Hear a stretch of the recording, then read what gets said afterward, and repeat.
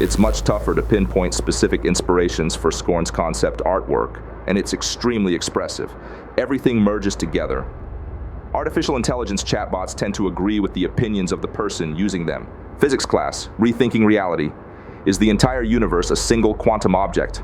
In the face of new evidence, physicists are starting to view the cosmos not as made up of disparate layers, but as a quantum whole, linked by entanglement, by Heinrich Päs. Imagine.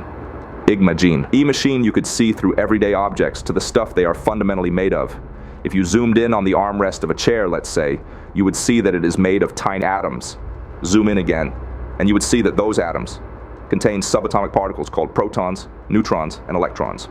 Zooming further still, let's say 100 times, you would see that the protons and neutrons are composed of quarks. Reductionism Cool, am I right? These are the layers of reality, and this is how physicists understand the universe. By breaking everything down into its consistent parts, an approach known as reductionism. As a particle physicist, I grew up on this philosophy. It has brought physics a long way. It is how we built our current picture of matter, and its really workings after all.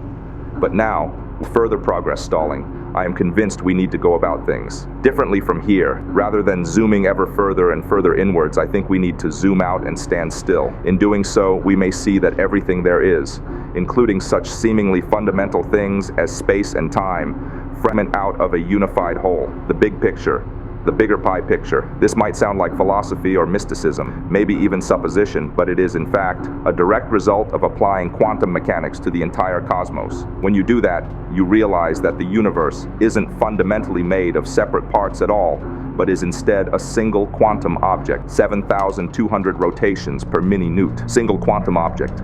Precise quantum AI designs better single quantity orbit. Does Sense 8 make it?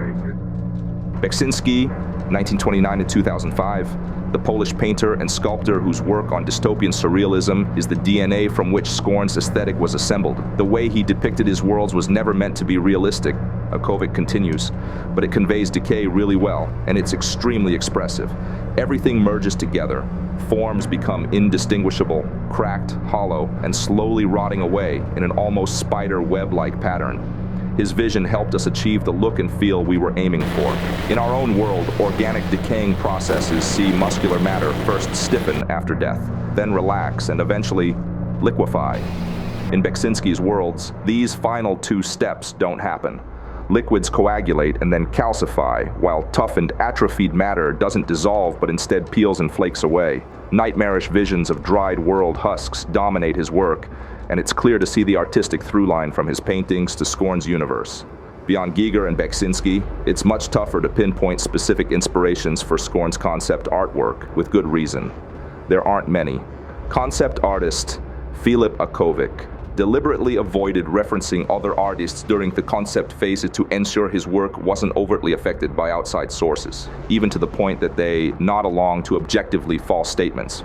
Research shows that this problem gets worse as language models increase in size, adding weight to concerns that AI outputs cannot be trusted. This tendency, which the researchers call sycophancy, can manifest as agreement with left or right-leaning political views, thoughts on current affairs, or any other topic raised in conversation. In some tests, the team created simple mathematical equations that were clearly incorrect. When the user gave no opinion on an equation, the AI generally reported that it was wrong, but when the user told the AI that they believed the equation was correct, it generally agreed. Intelligent artificial models have a tendency to tell us what we want to hear. Am I correct?